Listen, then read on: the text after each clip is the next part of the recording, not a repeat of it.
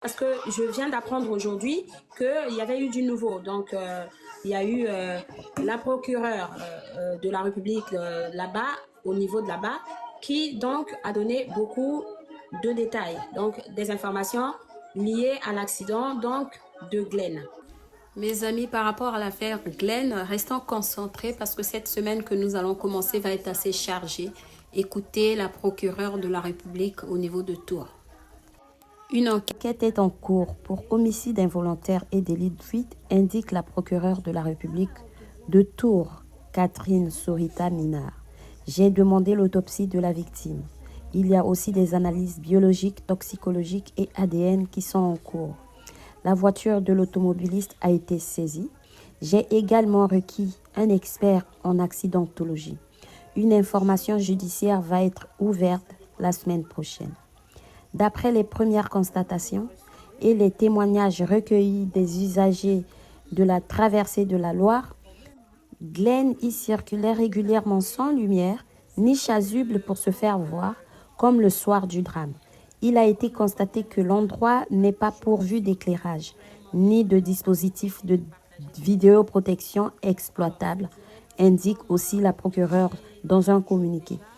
Du côté de l'automobiliste, elle a fait l'objet de vérifications en matière d'alcoolémie et de consommation de stupéfiants qui se sont avérés négatifs. Elle n'utilisait pas son téléphone au moment du drame. À la question que tout le monde se pose concernant la levée de la garde à vue, la procureure a répondu ceci. C'est la façon habituelle d'enquêter sur les drames de la route. J'ai décidé de ne pas prononcer de mesures de sûreté, à savoir un contrôle judiciaire ou une détention provisoire, tout d'abord, car il s'agit d'un homicide involontaire.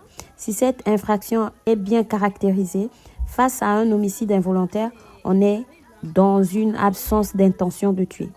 Par ailleurs, les mesures de sûreté sont prononcées pour s'assurer, par exemple, que la personne répondra aux convocations de la justice ou des enquêteurs. Là, c'est une personne qui est domiciliée, qui a un emploi, donc nous n'avons pas de doute sur le fait qu'elle répondra aux convocations. Les mesures de sûreté sont aussi utilisées pour prévenir la récidive. Là, nous sommes face à une personne qui n'a aucun antécédent judiciaire. Bref, ces mesures répondent à des critères fixés par la loi. Vraiment de partager ce direct. Qu'est-ce que tu fais là? Hein? Je sais pas. Tu sais que ce téléphone est terrible. Hein? Kylie me perturbe. Bon, les amis, voilà, comme depuis quelques jours, hein, je fais des directs pour soutenir la famille de Glenn, pour soutenir aussi les étudiants qui sont à Blois, pour soutenir en fait la communauté, à Tours plutôt. Ah, et heureusement que tu me suis. Hein. Information qu'on zappe. Par exemple, hier j'étais pas en direct, j'ai pas fait un direct à cet effet. Et donc, je suis passée à côté d'une information. J'aimerais quand même relayer certaines informations capitales. Des informations qui sont vraiment précieuses, importantes. Il va falloir vraiment que nous tous, nous soyons vigilants ou encore, disons, présents. Kylie, pourquoi tu me perturbes comme ça, Kylie? Hein? Fais pas ça.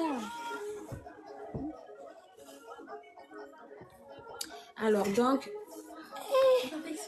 si tu fais exprès, mais puis elle rigole. Mon Dieu, c'est ton fond. J'ai pas fait exprès. Alors donc, franchement, c'est important qu'on fasse des directs, qu'on relaie l'information qui circule. Il y a eu donc du nouveau dans l'histoire qui se déroule actuellement à Tours, donc lié à Glenn. Glenn Gantois, vous savez, c'est notre jeune étudiant d'origine congolaise qui est venu il y a 6 mois pour étudier à Blois, à Tours. Pourquoi je dis Blois?